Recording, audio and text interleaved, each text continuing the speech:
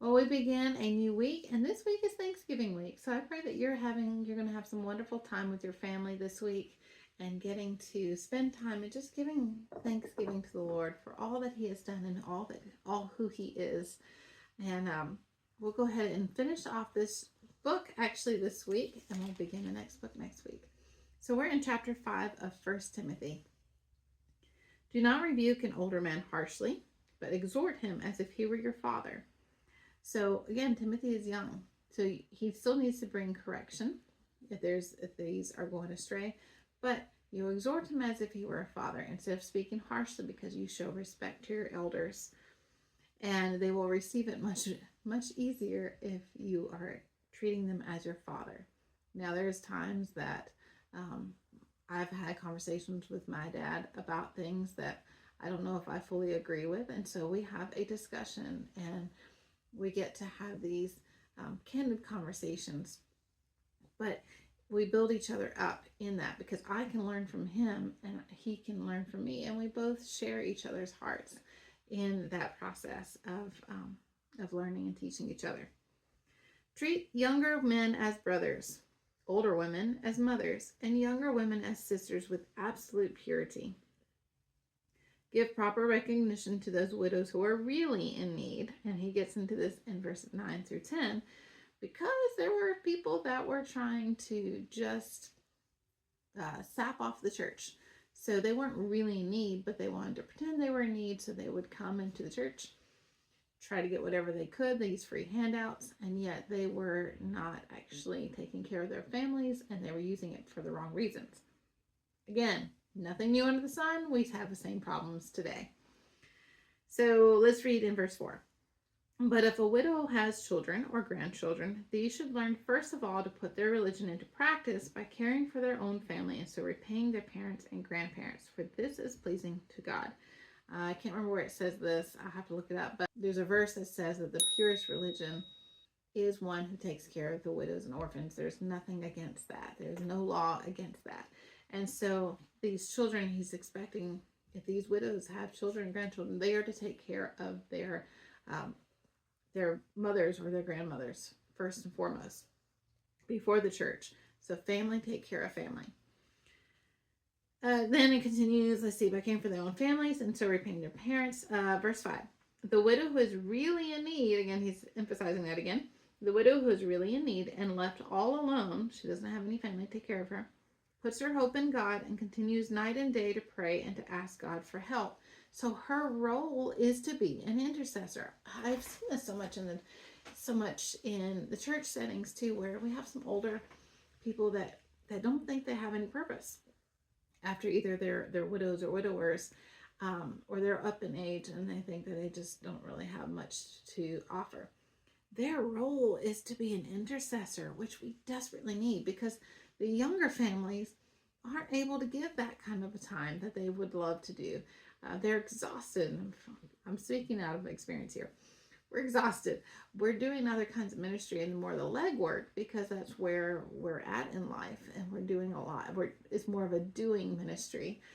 But for these older ones that aren't able to get out and do, they can be intercessors. They can write notes. They pray. The prayer is so powerful, and they don't realize oftentimes that guard is let down if the older generation is not praying in the church.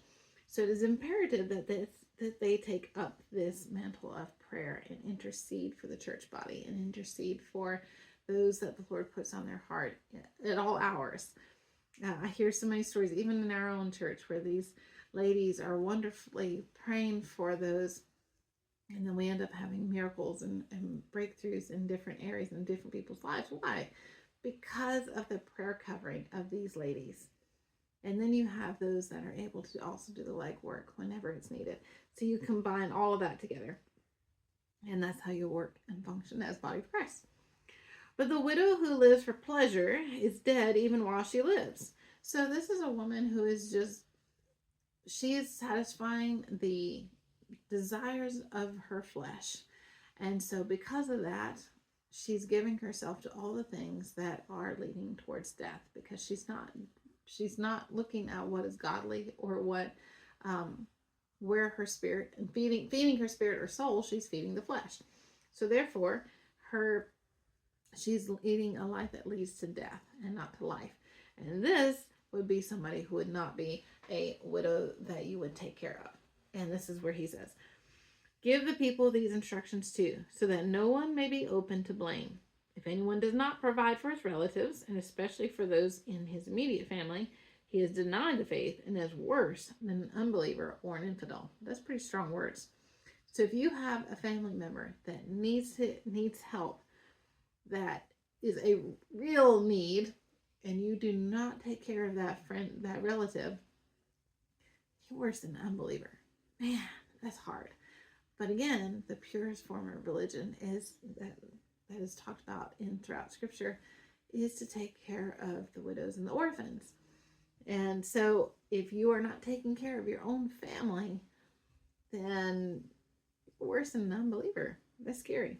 The other thought here too, though, is if this is a husband that's not providing for his wife and his child, then it would be safest and by not providing and abusing and neglecting them in any way. That is a person that is worse than an unbeliever and infidel, because he is not concerned about the needs of his family. It would be safer for the wife to remove herself and the children from that situation if there is that kind of a neglect and abuse. Now, I'm not getting into the divorce and remarriage and that kind of concept. It's just about safety in this. And if it's somebody who is not providing, and he is especially, he's denied the faith, he's walked away from the faith, then he has opened up his family to great harm and neglect there. So in verse 9, no widow may be put on the list of widows unless she's over 60. Now he goes into this, there's a reason why he's saying this. There was a list that were for these widows to be able to receive help.